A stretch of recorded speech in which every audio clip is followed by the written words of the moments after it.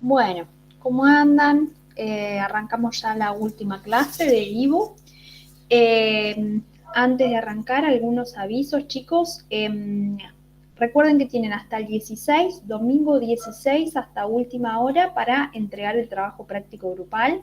Las dudas que vayan teniendo, vayan mandándonoslas al foro o nos mandan por privado, pero mejor al foro porque si hay alguna duda que tienen sus otros compañeros, las podemos ir respondiendo.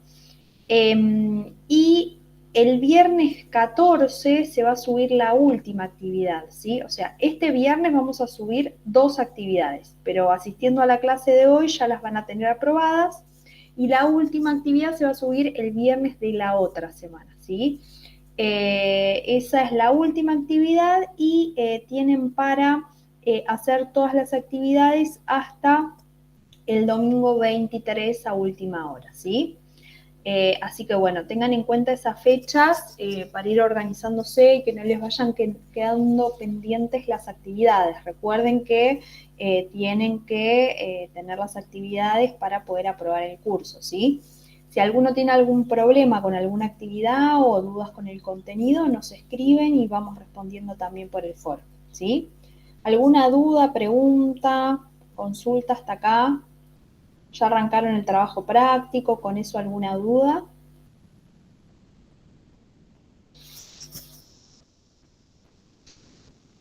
Bueno, si no hay dudas todavía del trabajo, nos mandan después, ¿sí? A ver ahí. Bien, perfecto. Bueno, les contamos cómo va a ser la clase de hoy. La clase de hoy vamos a trabajar sobre modelos universitarios, ¿sí? Y a su vez vamos a ver funciones de la universidad que están muy vinculados. Modelos universitarios, vamos a ver cómo es el modelo universitario en nuestro país y vamos a hacer una actividad que van a tener que hacer ustedes en grupo sobre los modelos universitarios de otros países. ¿Esto por qué lo hacemos? Bueno, para poder comparar, a ver cómo es en el mundo la oferta universitaria y así poder entender un poco mejor nuestro propio modelo universitario. Porque a veces por ahí damos algunas cuestiones por hechas de nuestro modelo universitario, que nos parece que en todo el mundo es así o nos parece que en la generalidad es así, y por ahí vamos a ver que tenemos algunas particularidades muy distintas a otros lugares, ¿sí? A su vez vamos a ver cuáles son las funciones que tiene la universidad en nuestro país, ¿sí? Así que bueno, eso es importante porque entra en una nueva institución y la idea es que entiendan para qué, digamos, son las universidades, cuál es su razón de ser y qué es lo que tienen que hacer las universidades, ¿sí? Esta actividad, como dije, vale por las 2 actividades del viernes, así que esta semana con esta asistencia ya no tendrían que hacer nada, ¿sí? Bueno, si no hay preguntas, dudas, cualquier cosa igual levantan la mano, me consultan. Vamos a tener una primera parte teórica, como solemos tener, y después la parte práctica donde van a trabajar ustedes, ¿sí? Ahí comparto yo, Noé, ¿te parece? Dale, dale, dale.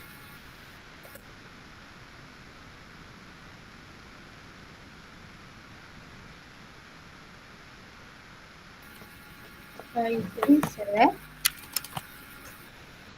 Bien. ¿Arrancás vos, Noé, o arranco yo como vos quieras? Arranco yo si querés y un poco paso. Dale. Bueno, vamos a ver los modelos universitarios. Como he dicho algo antes. Dale, dale. Ay, perdón. Se te escucha un poco de ruido, como de fondo. No sé si el micrófono o... ¿Mío? Sí.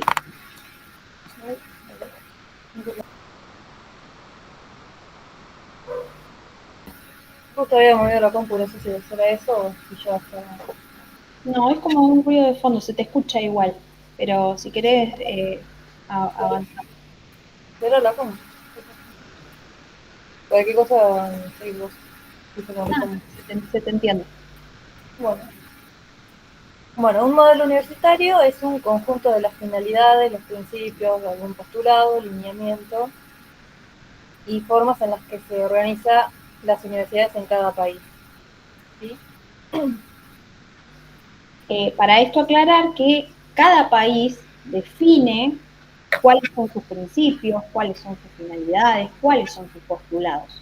Entonces, en general, varían y varían bastante de un país a otro los modelos universitarios, ¿sí? Hay países que tienen un tipo de universidades con ciertas características y otros países con otras características que ahora vamos a ver. Bueno, hay distintos tipos de universidades. Están las universidades públicas, donde la gestión de la universidad la hace el Estado, y las privadas, donde la universidad misma es un ente privado y se gestiona ella sola. A su vez, las universidades públicas pueden ser aranceladas o no aranceladas. Y hay que destacar que sean públicas no quiere decir que no sean aranceladas, no son lo mismo.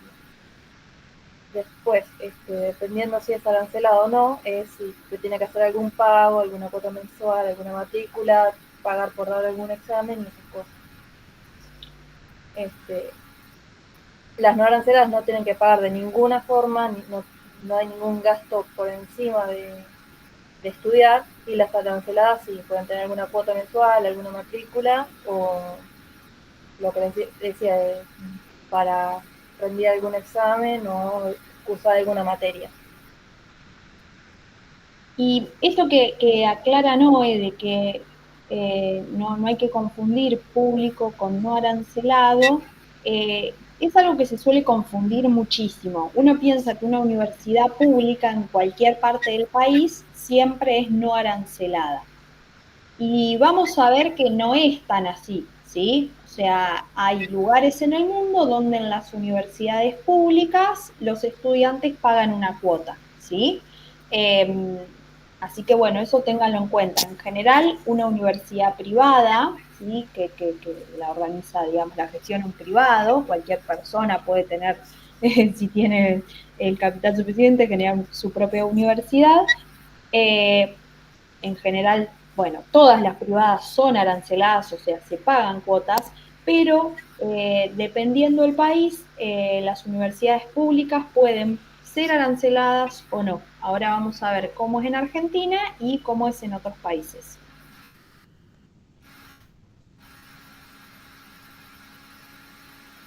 Bien, también las universidades pueden ser autónomas o no autónomas.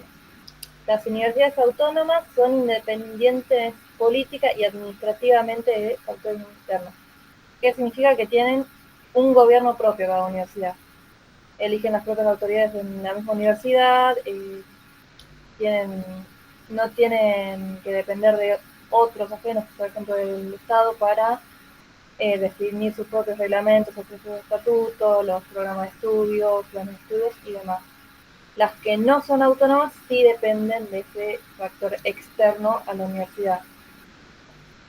Actualmente en el mundo la mayor cantidad de universidades son autónomas, y eso se logró después de una lucha muy grande, muchísimos años de lucha, pero hay otras que todavía no logran la autonomía completa.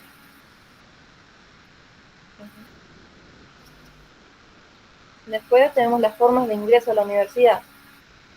Eso varía de un país a otro porque tenés universidades que tienen un curso de ingreso, como el que están haciendo ahora, un examen eliminatorio, tienen el curso de ingreso nivelatorio y no tienen que hacer examen, que se anotan y ya entran sin tener que hacer ningún curso, ningún examen. Hay universidades donde tienen que dar un examen sin ningún curso de ingreso, o entrar según a mérito académico, alguna carta de recomendación o un currículum vitae del estudiante. Y ahí respecto a los exámenes, algo que vamos a ver es que hay países que tienen los exámenes de ingreso a la universidad unificados. Esto significa que si vos querés entrar a cualquier universidad del país, hay un único examen que uno rinde y después de rendir ese examen ves si entra o no a la universidad que eligió, o la universidad que eligió toma en cuenta la nota de ese examen unificado en el país, ¿sí? Acá no pasa eso, pero bueno, hay países donde eso es muy común. Antes también la única forma de ingresar a la universidad era si pertenecías a cierta clase social, estabas en una etnia determinada, a veces también según el color de piel o el género. Hoy en día no es tan común o no es tan común, tan familiar que se hagan esas distinciones para entrar en la universidad, pero hay algunos países sí que siguen teniendo esas discriminaciones, por así decirlo, a la hora de los estudios universitarios. Con respecto a eso, también lo que sucedía antes es que por más que no había una restricción, digamos, en el ingreso a la universidad, por ejemplo, capaz que no estaba escrito que las mujeres no podían entrar a la universidad, pero socialmente no era algo aceptado, o sea, por ahí se ponía a la mujer en otro papel, que se quedara en la casa con los hijos, entonces muy pocas mujeres llegaban a la universidad y las pocas que llegaban la pasaban un poco mal, digamos, en el sentido de que eran bastante discriminadas por sus compañeros y profesores hombres que veían como algo extraño que una mujer estuviera estudiando. Lo mismo también con las clases sociales, según se hayan hecho las propuestas de la universidad, especialmente cuando las universidades son todas pagas y muy caras, eso hace que ciertas clases sociales accedan o no accedan, por más que no esté prohibido que la clase social baja, por ejemplo, ingrese a una universidad, obviamente que el pago de una cuota va a ser esa restricción por una cuestión de sentido común. Si no lo puede pagar, no va a llegar, ¿sí? Otros países también pasaba mucho con el tema del color de piel, si eras de cierta etnia o tenías cierto color de piel, llegar a la universidad por cuestiones sociales del momento era más complejo o no era bien visto, ¿sí? Eso por suerte con el tiempo ha ido cambiando, pero bueno, sabemos que hay países donde, por ejemplo, las mujeres no pueden ir a la universidad hasta hoy en día, 2025. Bueno, también hay ciertos países con sus respectivas universidades que tienen cupo máximo por carrera, es decir, que tienen examen de ingreso, por ejemplo, se presentan 200 personas, pero solamente hay lugar para 100, las 100 mejores notas son los únicos que van a entrar a esas carreras, a esas universidades. No sé en ningún país de eso, pero creo que hay alguno por ahí. Sí, la gran mayoría tiene cupo. ¿Ah, sí? El cupo es re común, sí. Bueno, por suerte acá no tiene este problema. Sí, es algo que vamos a ver. Bien, bueno, con respecto, ahora vamos a ver el modelo universitario de nuestro país, ¿sí?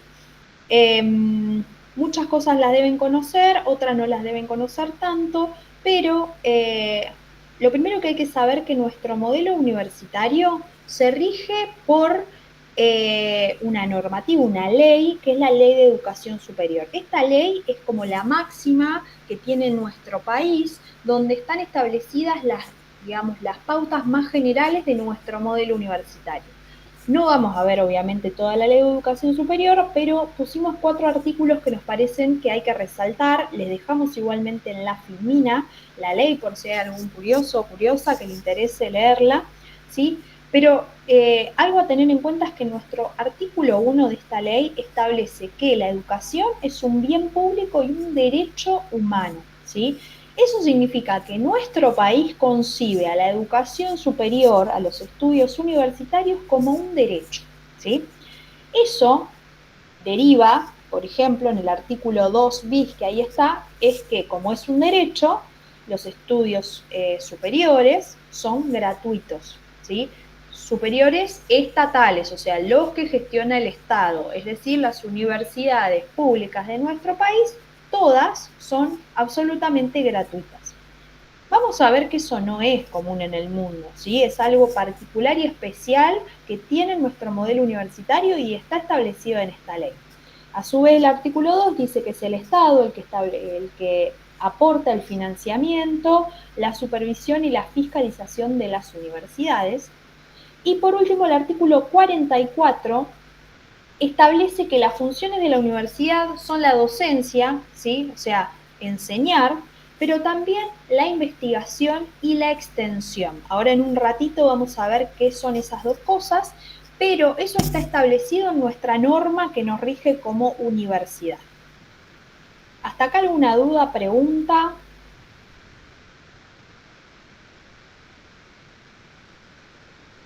Bueno, me van parando cualquier cosa. ¿Cómo se organizan los estudios en nuestro país? Esto un poco ya lo conocen, ¿sí? Pero para dejarlo bien claro, ¿sí? Uno tiene que primero finalizar la escuela secundaria, ¿sí?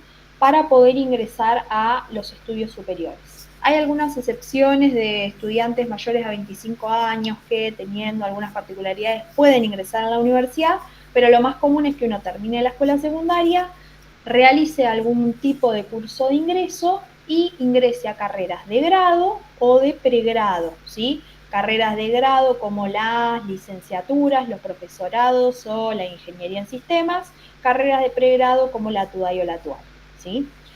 A su vez, las carreras de grado sí son aquellas que tienen una duración mayor a 4 años y las de pregrado tienen una duración menos de 4 años, ¿sí? Las carreras de grado, una vez que uno termina una carrera de grado, puede acceder a realizar una carrera de posgrado, ¿sí? Si uno hace una carrera de pregrado, no puede ir a un posgrado, pero si hace una carrera de grado, sí. Y carreras de posgrado hay varias, ¿sí? Están los doctorados, que son como la máxima categoría, las maestrías o las especializaciones, que lo que varía es, digamos, la carga horaria que tiene cada uno, ¿sí? Nuestra facultad, la Facultad de Exactas, además de brindar carreras de grado y pregrado, también brinda doctorados por si hay algún interesado. Bueno, en nuestro país tenemos 61 universidades nacionales públicas, 6 universidades provinciales públicas y a su vez hay 53 universidades privadas, ¿sí? O sea, si bien hay más universidades nacionales públicas o provinciales públicas que privadas, el número está bastante parejo. Sin embargo, cuando nos vamos a ver cuántos estudiantes eligen las universidades públicas o cuántos las privadas, vemos que casi el 75-80% de estudiantes estudian en universidades estatales, ¿sí? Y entre el 20 y el 25% en universidades privadas, ¿sí? O sea que nuestro país tiene el estudiantado una elección preferencial por las universidades públicas, ¿sí? Eso es lo que dicen los números. Bueno, algunas características generales de nuestra universidad, algunas ya las fuimos viendo, pero la principal es que es no arancelada, ¿sí? Esta gratuidad se estableció en 1949, después se pierde en la dictadura y se recupera nuevamente en 1983 y desde ese año hasta ahora las universidades son no aranceladas, ¿ok? A su vez, las universidades son autónomas. Todo esto hablando, sí, de las universidades públicas. Las privadas se manejan de otra forma, ¿sí? Las públicas son autónomas, es decir, que eligen a sus propias autoridades y toman sus propias decisiones. Todo lo que vimos en la clase anterior, vinculado al consejo académico, al consejo superior, a la elección de los rectores, de los decanos, tiene que ver con esta autonomía, ¿sí? Hay algunos países que tienen cierta autonomía, pero no es completa. Por ejemplo, hay países donde, no sé, el Estado o el gobierno de turno elige al rector de la universidad. Eso sucede. La universidad por ahí toma sus propias decisiones, pero el rector es alguien que eligió el gobierno de turno. En nuestro país no es así, las universidades eligen a sus propias autoridades y se autogobiernan. Además, las universidades son autárquicas. Autarquía significa que las universidades además se gestionan y se administran y disponen de su presupuesto. ¿Esto qué significa? Que una vez que la universidad recibe el presupuesto, o sea, recibe el dinero para manejarse, lo maneja de forma autárquica, ¿sí? Lo gestiona y lo administra por sí mismo. Sin embargo, el presupuesto que va a tener cada universidad no lo define la universidad, sino lo define el Congreso de la Nación, ¿ok? Cuando se establece el presupuesto anual, ahí se establece cuánto dinero va a recibir las universidades. Y bueno, y otra característica muy particular de nuestra universidad es el cogobierno. Esto que dijimos del Consejo Académico Superior, esto es algo re particular de la Universidad Argentina, que por ejemplo el estudiantado tenga voz y voto en las decisiones propias de la universidad, esto es sumamente clave y es bastante raro en el mundo, pero hace que la universidad nuestra sea lo que es, ¿sí? Y bueno, para tener en cuenta, si bien la universidad tiene como toda esta cuestión de autonomía, autarquía, cogobierno, el Congreso de la Nación es quien finalmente crea las universidades, también es quien las puede cerrar y también es quien asigna el presupuesto, ¿sí? Por lo tanto, digamos, el Congreso Nacional tiene un peso importante en después cómo se desarrolla la vida universitaria. Si uno tiene poco presupuesto, podrá hacer ciertas cosas, si tiene más presupuesto, podrá hacer otras, ¿sí? Si hay dudas, preguntas, consultas, porque sé que muchos de estos temas han estado en agenda últimamente y si hay algo que genere dudas, preguntas de cosas que hayan visto en los medios que no se entiendan, también aprovechen a consultar y lo charlamos, ¿sí? Bueno, como dijimos, las universidades tienen su presupuesto, ¿sí?, del Estado Nacional principalmente, ¿sí? El Estado Nacional es el que aporta el principal ingreso a las universidades. Sin embargo, hay otros fondos que genera la propia universidad que se llaman recursos propios, ¿sí? Las universidades públicas a veces, por ejemplo, prestan servicios a empresas privadas o a otras entidades públicas y se realizan convenios y por eso también reciben un dinero y esos recursos propios también forman parte del presupuesto de la universidad.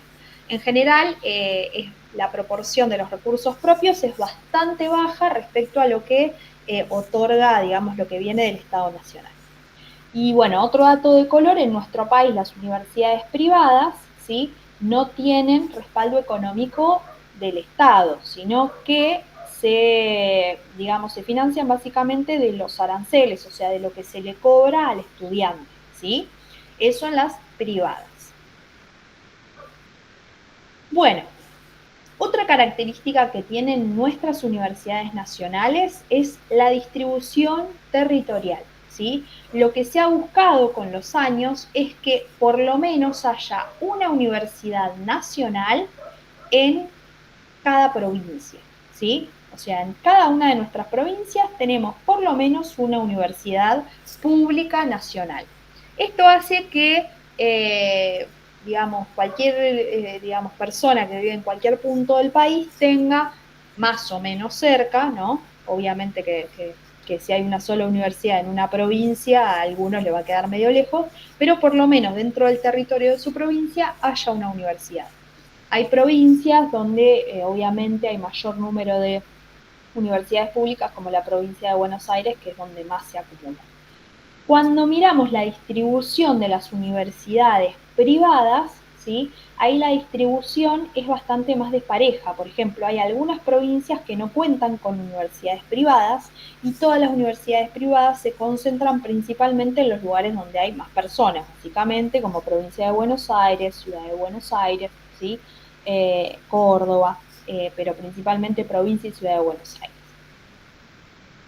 Esto, digamos, nos da la pauta un poco de que las universidades nacionales tienen esa importancia de poder pensar en la distribución territorial de nuestro país para que todos tengan de alguna forma acceso, ¿sí? Eso es lo que ha buscado el modelo universitario de nuestro país con los años, que sea una universidad inclusiva, ¿sí?, que donde que quiera estudiar pueda acceder, por eso también es gratuita, ¿sí? Y ahora vamos a ver algunas otras características.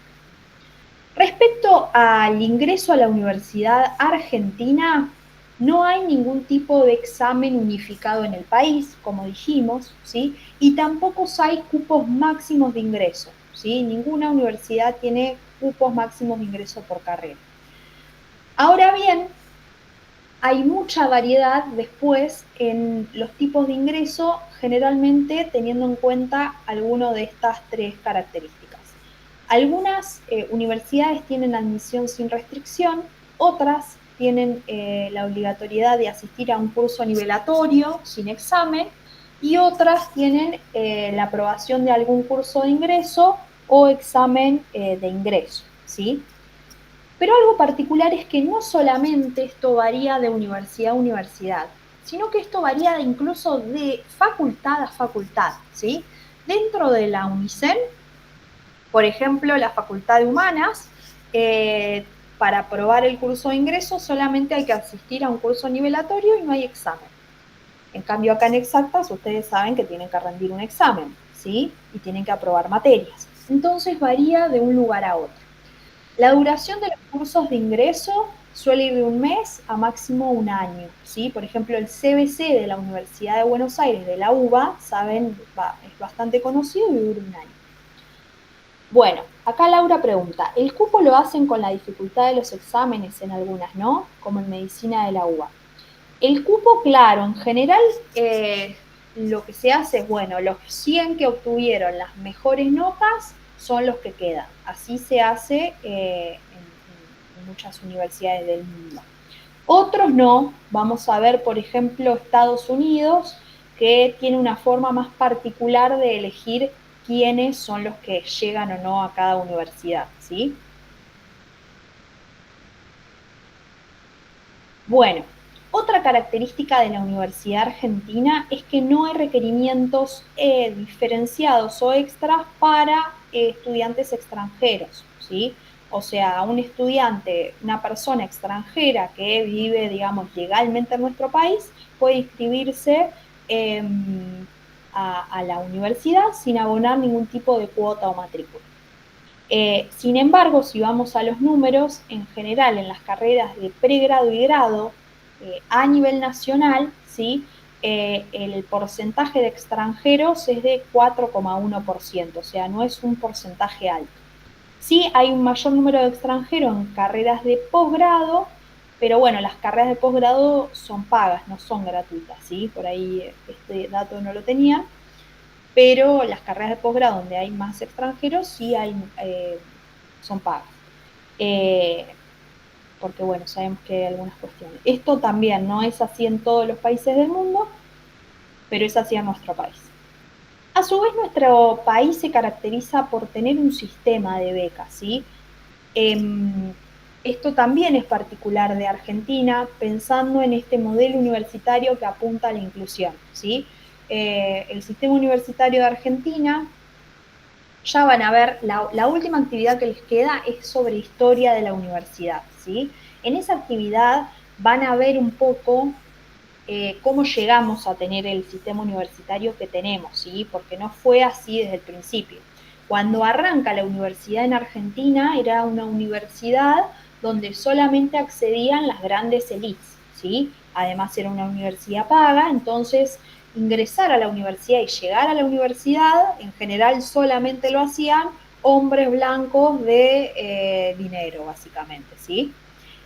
Con el transcurso de la historia, las luchas nacionales y también la historia a nivel universal, donde algunas cosas fueron cambiando, nuestra universidad se volvió más accesible y una característica particular de nuestro país es que llegan a la universidad hijos de obreros, hijos de trabajadores, que en otros países no llegan, ¿sí? Y también los sistemas de becas apuntan a eso, porque por más que la universidad sea gratuita, tiene un costo estudiar. Por ejemplo, si alguien tiene que venir a vivir a Tandil para poder estudiar, eso tiene un costo, pagarse el colectivo para llegar a la universidad tiene un costo, comprar las fotocopias, y el hecho de que uno no puede trabajar 10 horas por día y estudiar a la vez porque se complica. Entonces, para eso está el sistema de becas. Ya vimos las becas, sí, pero para repasar, nuestro país tiene un sistema de becas nacionales, como por ejemplo las becas Progresar o las becas Manuel Belgrano. También hay algunas becas provinciales, Y además, las universidades generan sus propias becas, como nuestra universidad tiene la beca UNICEN, y también a veces los municipios generan sus propios sistemas de becas. Hay varios tipos de becas, hay becas monetarias, de contraprestación, becas de iniciación en la investigación, de movilidad estudiantil, de residencias, de fotocopias, transportes, hay muchos tipos de becas que buscan eso, acompañar a que los sectores de menor ingreso puedan acceder a la universidad. Bueno, y otra particularidad importante de nuestro sistema universitario es que se caracteriza en toda su historia por las luchas estudiantiles, ¿sí? El estudiante, el estudiantado, es un actor clave en la universidad que tenemos, ¿sí? Ya van a ver en la actividad de historia lo que fue la reforma universitaria de 1918. Este hecho, ¿sí?, fue absolutamente histórico, tanto para nuestro país como también marcó, digamos, algunas universidades en el resto del mundo.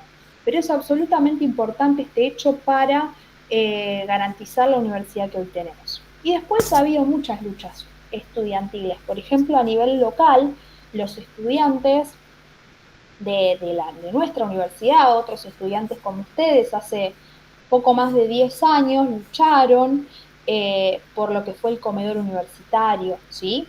Y además, bueno, se han dado tomas en la universidad por reclamos de ajustes presupuestarios en varios momentos de la historia, ¿sí? Así que es una universidad que está marcada por estudiantes activos y también todos los claustros, también docentes, no docentes, graduados, y también la comunidad, ¿sí?, que lucha por la universidad que tenemos. Bueno, algunos datos, ¿sí?, de nuestra universidad. Si bien tenemos este modelo, también la universidad tiene algunos problemas que tienen que repensarse, que se trabajan, ¿sí? Por ejemplo, en el primer año solamente se retienen más o menos entre el 50 y 60% de los estudiantes, ¿sí? Este número es de 2022-2023. Esto significa que de los que ingresaron a la universidad en 2022, solamente el 57% siguió en 2023. O sea, que casi más de un 40% se perdió. El primer año de carrera suele ser el más complejo y donde hay mayor abandono o deserción estudiantil, ¿sí? Otra cuestión tiene que ver con terminar la carrera a tiempo, ¿sí? En 2023, solamente el 23,3% de los egresados de carreras de grado lo pudieron hacer en el tiempo que dice la carrera. Los demás se graduaron en un tiempo mayor, ¿sí? Y otro dato interesante respecto a la tasa de escolarización, esto significa aquellas personas que viven en nuestro país que tienen entre 18 y 24 años, solamente el 26% está dentro de la universidad. El resto está o trabajando o fuera del sistema universitario, ¿sí? Entonces, un poco lo que vimos recién se traduce en algunas problemáticas que tiene nuestra universidad, que en eso siempre se está trabajando y repensando, ¿sí? La tasa de graduación suele ser cerca del 20%, ¿sí? A partir de eso se establecen sistemas de becas, de tutorías, para poder acompañar y poder aumentar esta tasa de graduación. Esto sucede por muchas razones. En nuestra facultad en particular, por ejemplo, sucede que muchos estudiantes no terminan la carrera y se van a trabajar, digamos. Entonces eso genera que tengas poca graduación, pero si mirás la inserción laboral termina siendo bastante alta. Después, otra problemática es el gran abandono que hay en los primeros años, como vimos. Para eso también hay tutorías, talleres, articulación con secundarios, entre otras cosas. Y bueno, y la duración real de las carreras, que en general eso sucede que se extienden mucho más de lo esperado. El nivel académico en nuestro país, las universidades argentinas tienen un nivel académico altísimo, ¿sí? La calidad es muy buena, y bueno, tienen como mucha exigencia. Bueno, por el tema de la duración real de las carreras también se plantean becas, repetición de cursadas, cambios en los planes de estudios para achicar esos tiempos de estudio, ¿sí? Bueno, ¿alguna pregunta, duda? Hasta acá. Comentario, sugerencia.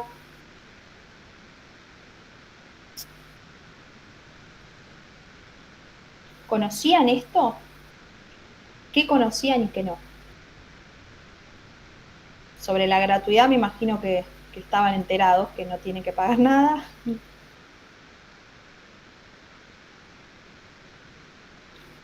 Bueno, ¿cómo estamos de tiempo? 40. Tengo que apurar un poco. Bueno, vamos a ver una filmina cortita más y ya pasamos a la actividad, ¿sí? Si hay dudas, preguntan, nos consultan.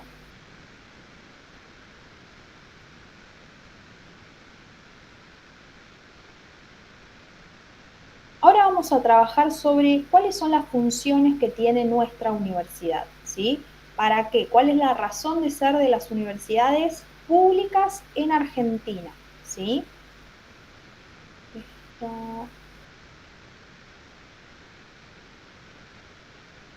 ¿Ahí están viendo bien? Se te salió. Ah, sí, salió.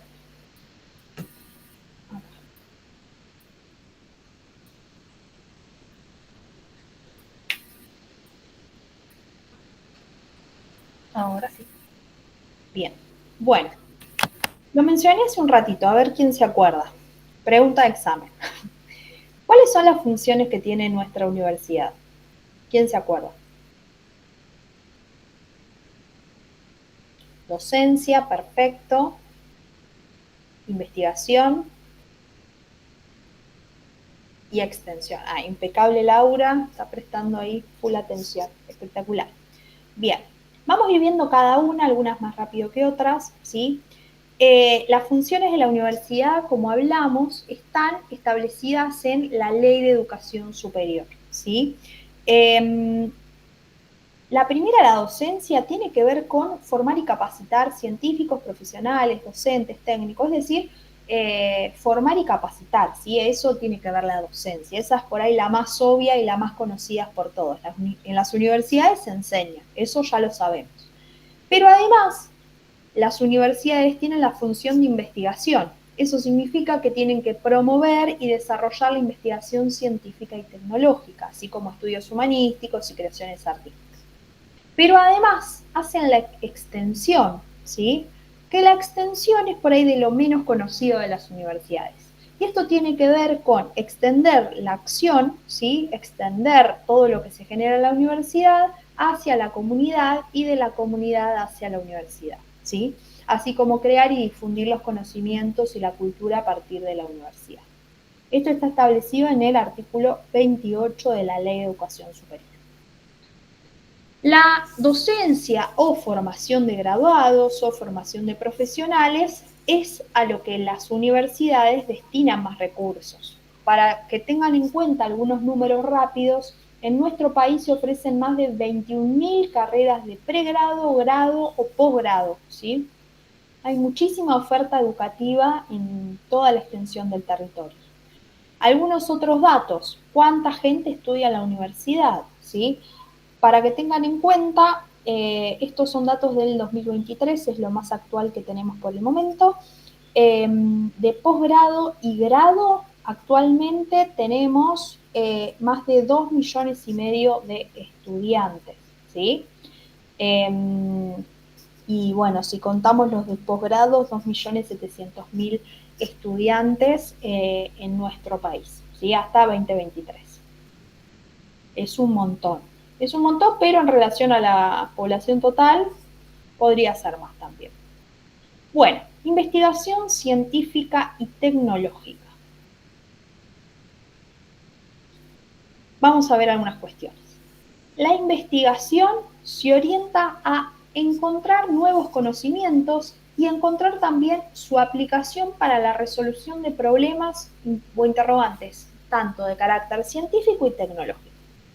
Y acá hay un dato que no sé si saben, pero en nuestro país se hace investigación en instituciones privadas, pero el 80% de la investigación se hace en instituciones estatales. A ver si saben. ¿Qué organismos de nuestro país hacen investigación? ¿Conocen alguno? ¿Cuál me pueden nombrar? Hay algunos por ahí muy conocidos, CONICET. CONICET es el más conocido en general por excelencia, pero hay muchos otros. ¿Alguno les suena algún otro?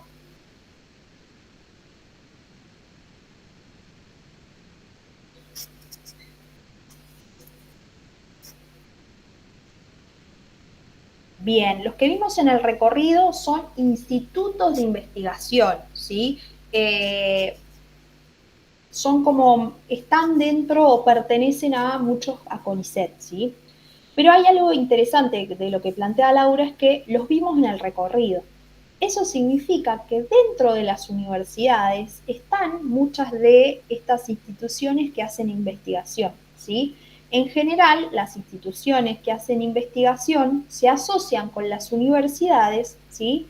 Y el lugar de trabajo de estos científicos está dentro de las universidades, ¿sí? Las universidades son sumamente importantes para la investigación dentro de nuestro país. Por ejemplo, ustedes van a tener muchos profesores que son investigadores que trabajan para CONICET, ¿sí? O sea, CONICET en muchos casos les paga su sueldo, pero trabajan dentro de la universidad, ¿sí? Hay estas articulaciones entre organismos científicos y universidades donde, se articulan mutuamente. Y esto es súper importante porque tener un docente que investiga implica que ustedes van a estar obteniendo, digamos, ese docente les va a estar dando clase a ustedes con el último conocimiento, ¿sí? Si alguien que hace investigación tiene que estar enterado de lo último, ¿sí? De los últimos avances científicos, tecnológicos, y eso después impacta un montón en la docencia. Entonces es re importante que tengan docentes investigadores, ¿sí? Algunos ejemplos de las instituciones estatales más conocidas, el CONICET, ¿sí? Pero también está la CONEA, ¿sí? Que es la Comisión Nacional de Actividades Espaciales, o la CENEA, que es la Comisión Nacional de Energía Atómica, y hay muchísimas más, ¿sí? Por ejemplo, el INTA, el INTI, APN, Servicio de Hidrografía Naval, bueno, hay varias otras, esto acá se lo dejamos, si hay alguno que le interese algo en particular, puede meterse por acá.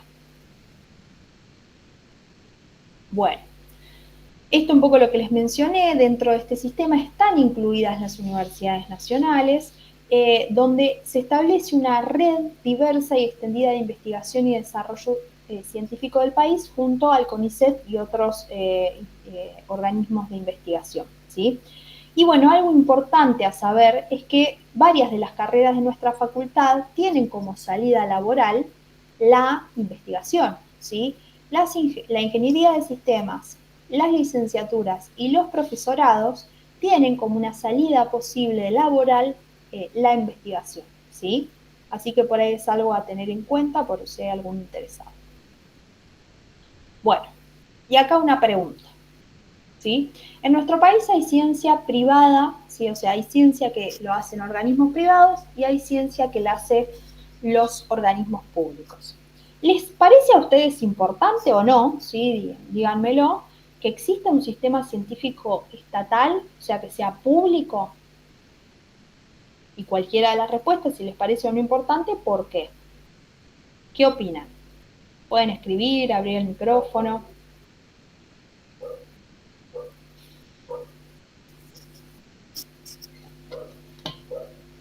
Se nos va la clase, ¿eh? Bien. A ver acá que dicen, para mayor divulgación y para que no se patente todo sin acceso. Bien, eso es súper importante al público. Es sin acceso al público. Bien, si es todo privado y se patenta, después puede ser bastante más difícil el acceso a ciertos avances tecnológicos o científicos. ¿Alguna otra cuestión les parece importante? Para que queden científicos en el país. Bien. ¿A alguien le parece que no es importante? Eso también es una opción válida. Mientras la justifiquen, lo podemos charlar.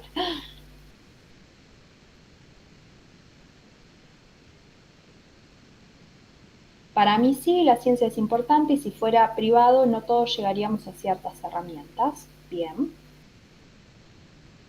y hago una pregunta. Por ahí la pregunta clave está en, bueno, ¿por qué un organismo privado hace ciencia? ¿Por qué investiga un organismo privado? ¿Por qué una empresa, por ejemplo, pone dinero en investigación? Ahí por ahí nos puede ayudar a responder la pregunta. ¿Y por qué un país, un Estado, pone plata en investigación? ¿Qué sucede? Un organismo privado, una empresa, en general va a poner dinero en hacer ciencia, en aquello que les pueda generar una rentabilidad, en una patente, en no sé, en un nuevo desarrollo tecnológico para poder vender, ¿sí? Está apuntado a cosas, no sé, una farmacéutica puede apuntar a generar un medicamento de una enfermedad muy masiva para poder venderlo, ¿sí? Ahora, el Estado se puede enfocar en otros problemas, ¿sí? Que la ciencia privada, por ejemplo, no aborda o no le interesaría abordar. Supongamos, por ejemplo, en nuestro país tenemos el problema del mal de Chagas, ¿sí? Una enfermedad que se da en ciertas regiones de nuestro país y que afecta a ciertas poblaciones. Bueno, entonces el estudio de ese, y que encima se da a ciertas poblaciones más que nada pobres, ¿sí? O empobrecidas o que viven en ciertos sectores con viviendas con ciertas características, ¿sí? Entonces un privado en general no le va a importar buscar mucho la solución al Chagas porque es algo que no les va a generar mucho ingreso de dinero. Pero al Estado, si vos tenés personas que anualmente mueren por esa enfermedad o tienen padecimientos gravísimos por esa enfermedad, entonces sí es un problema a atender, ¿sí? O hay muchas cuestiones. Por ejemplo, si un país tiene como un eje estratégico avanzar, no sé, en el desarrollo de la industria del conocimiento, como hoy se menciona, que tiene que ver con todo el desarrollo de software, entonces puede poner dinero en desarrollar investigaciones a corto, mediano, largo plazo en esa línea porque es un eje estratégico para el país, ¿sí? También le permite generar capacidades a un país para realizar obras complejas con recursos humanos locales, ¿sí? Por ejemplo, desarrollar un satélite, sí que por ahí era impensado en nuestro país, y poder desarrollar un satélite y tener la soberanía de tener un satélite y tener todas las posibilidades que te da un satélite y no depender de tecnologías extranjeras, también, digamos, te da muchas ventajas como país. Y a su vez también poder generar productos y servicios de alto nivel para consumo y explotación. Y el sistema científico público articula mucho con lo privado. A veces sucede, por ejemplo, hay un desarrollo muy importante que se hizo en nuestra universidad, lo hicieron en el Instituto de Física de nuestra universidad, que básicamente es un mamógrafo óptico, es una tecnología nueva para poder hacer mamografías a las mujeres. La mamografía clásica, bueno, es otra forma de hacer mamografías. Que tiene algunas ventajas y desventajas respecto al sistema tradicional, pero bueno, tiene algunas ventajas muy interesantes. ¿Y qué sucede? A veces una industria privada no suele invertir dinero cuando hay un desarrollo tecnológico que está muy en pañales. ¿Por qué? Porque a veces implica gastar mucho dinero en un desarrollo que después finalmente te das cuenta que no va a funcionar o no llega a buen puerto. En este caso, la industria, digamos, el sistema científico público nacional pone dinero en este desarrollo que lleva un montón de años y un montón de esfuerzos y, por ejemplo, lo del mamógrafo óptico se ve que es viable para poder realizar y a partir de ahí se hacen asociaciones con empresas o industrias privadas que pueden darle el desarrollo más masivo o pueden impulsar, digamos, el desarrollo científico o tecnológico de este desarrollo en particular. Así que también tiene esa importancia asociativa entre lo público y lo privado, ¿sí? Eso es bastante común y se da. Acá les dejamos un video para aquellos interesados de desarrollos científicos dentro de nuestra universidad, por ejemplo, el mamógrafo óptico, el proyecto Retinar, nuevos materiales y reciclaje, emisión de metano y biogás, epidemiología Y bueno, acá un desarrollo del Media Lab, donde tiene que ver con simuladores que han realizado para que pueden ayudar mucho a la industria, ¿sí? Les dejamos esto para que ustedes lo vean, ahí en todos estos hay un videito que pueden mirar, está súper interesante, y tengan en cuenta que muchos de esos que van a ver en los videos van a ser sus docentes, dependiendo de la carrera que estudien, ¿sí? Y pueden, digamos, insertarse en algún proyecto de investigación si es de su interés cuando arranquen la carrera. ¿Preguntas hasta acá?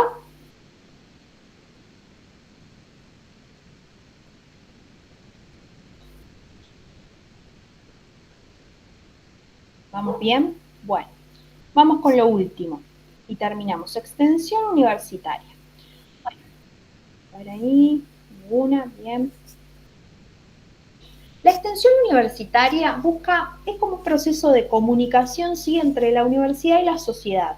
Es un intercambio, ¿sí? O sea, las dos partes se enriquecen por igual. La universidad aporta a la comunidad, pero también la comunidad aporta a la universidad, ¿sí?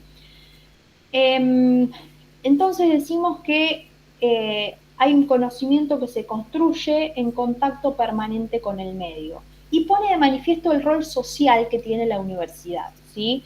La universidad en Argentina, como vimos, es no arancelada, es financiada por el Estado Nacional, entonces eso nos da como universidad la responsabilidad de, como somos un centro de, digamos, acumular, hay muchos saberes acumulados dentro de la universidad, de poder articular con la sociedad, con el lugar, con el territorio en el cual está puesta la universidad, para articular con las problemáticas que hay en la región, poder dar respuesta o acompañar o trabajar con la comunidad para resolver algunas problemáticas, ¿sí?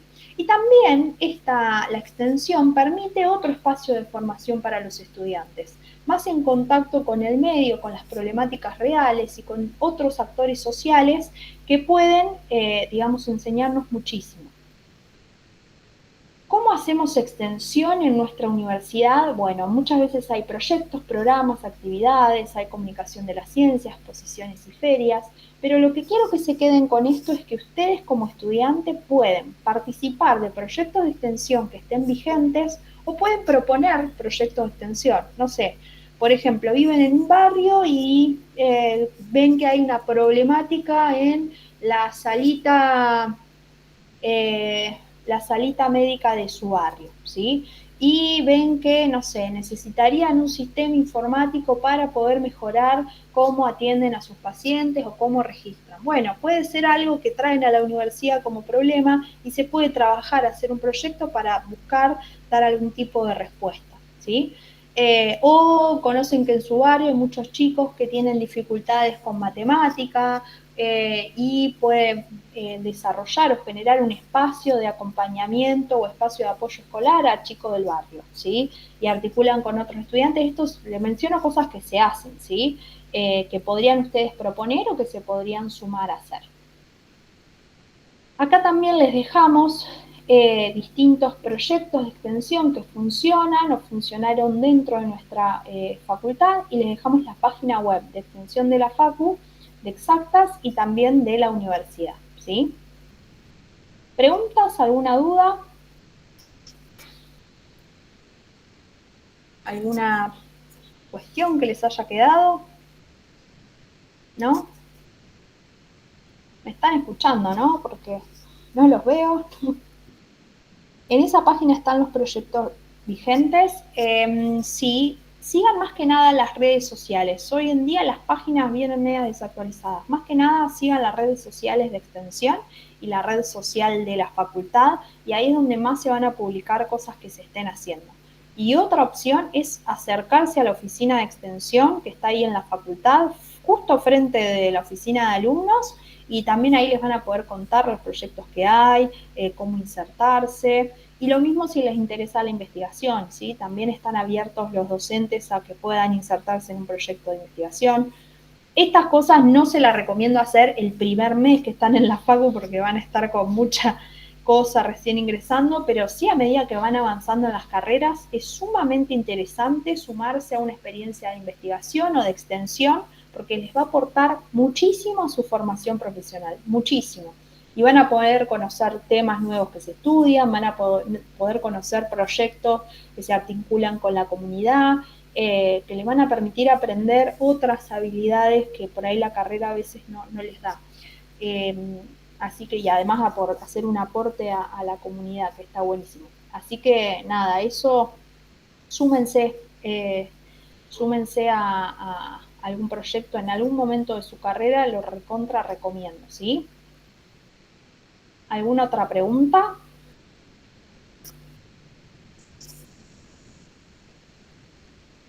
Bueno, vamos a hacer la actividad. ¿No querés explicarla? Yo te proyecto cómo van a ver ellos el documento a completar. Dale. A ver si me abre. Ahí va. Bueno, mientras les voy explicando. Los vamos a separar ahora en 3 grupos. Ahora cuando terminemos de explicar la actividad, voy a tocar un botón y van a irse a otro grupo. Y van a ver que se llaman los grupos. Hay uno que se llama España, otro Finlandia y otro Estados Unidos. Acá Ailu, por ejemplo, está mostrando el ejemplo de Estados Unidos. Entonces, lo que van a hacer es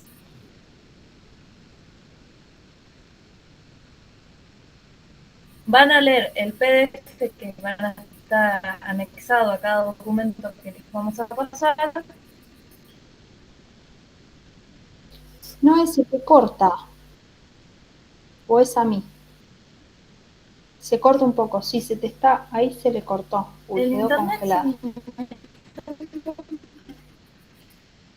Sí, vas y volvés. Explícalo vos porque no me van a entender nada. Dale. Está complicado. El internet no me Ustedes para Perdón. van a tener que completar este documento en grupos, ¿sí? Cada grupo va a tener un país distinto, como decía Noé, ¿sí? Y para poder completar este documento van a tener que leer el documento que acá les dejamos, ¿sí? Cada país tiene un texto asociado, ¿sí? Donde van a encontrar toda la información que les pedimos acá. La idea es que lean el documento, leanlos todos juntos, puede uno leer en voz alta y todos ir siguiendo el texto, ¿sí? Después acá la idea es que pongan nombre y DNI de los integrantes del grupo. Bueno, acá dice país, pero no tiene mucho sentido. Voy a eliminar esta fila. Nombre y DNI de los integrantes del grupo. Y acá la idea es que pongan las características principales del modelo universitario que les tocó. Por ejemplo, de Estados Unidos, acá van a tener que responder esto. ¿Hay universidades públicas y privadas en este país en igual cantidad? Bueno, toda esa información está en el texto.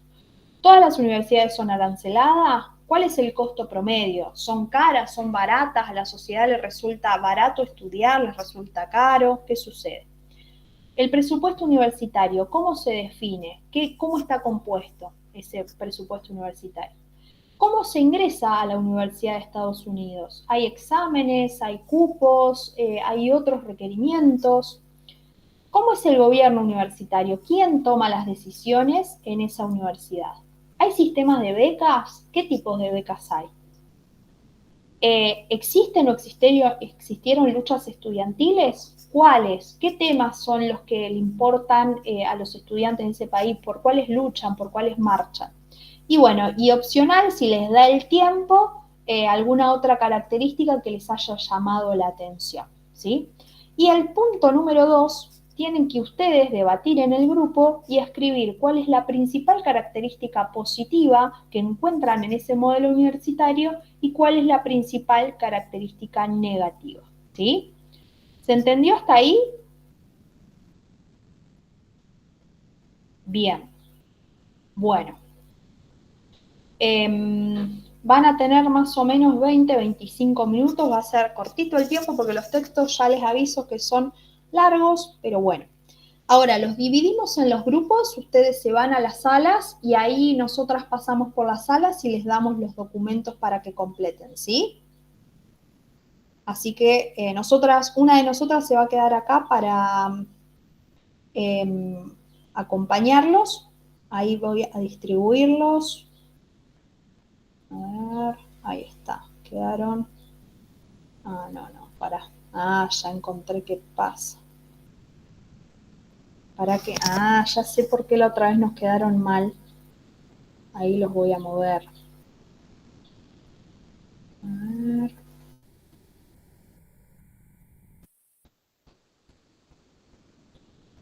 Acá nos quedaron 5, 5, 6. Perfecto. Está bien. Bueno, van a tener, bueno, en principio les pongo 20 minutos. Si veo que les falta más tiempo, damos un poco más de tiempo. Listo, ahí estamos.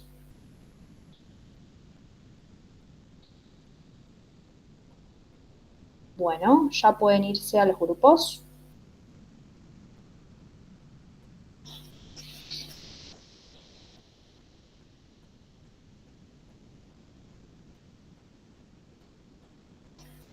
Bueno, ahí voy pasando, ¿no? A los grupos, así ya les voy dejando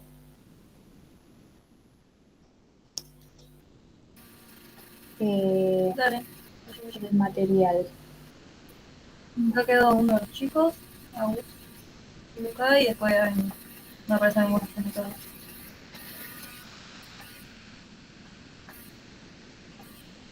Agustín, ¿te quedaste por alguna duda o...?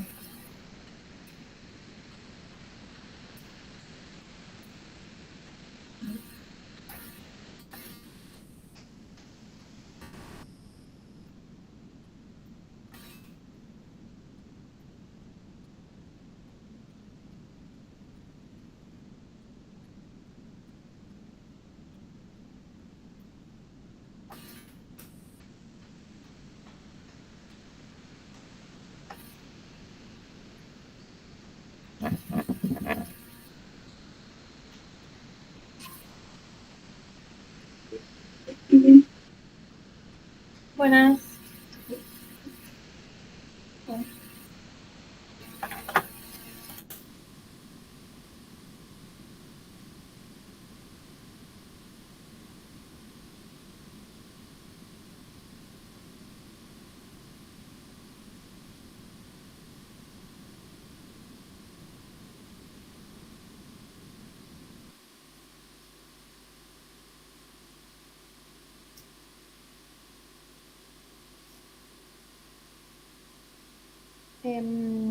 Ahí voy a Estados Unidos y si querés después pasás por España, dale.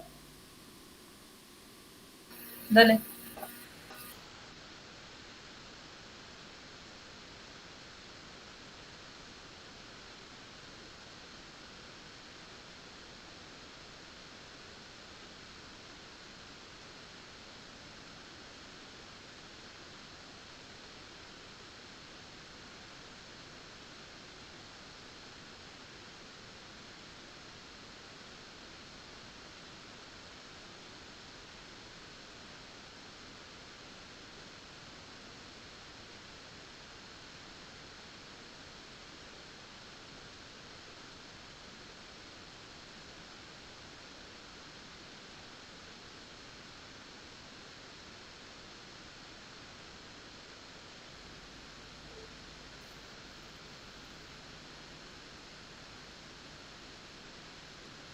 ¿No querés ir pasar por España?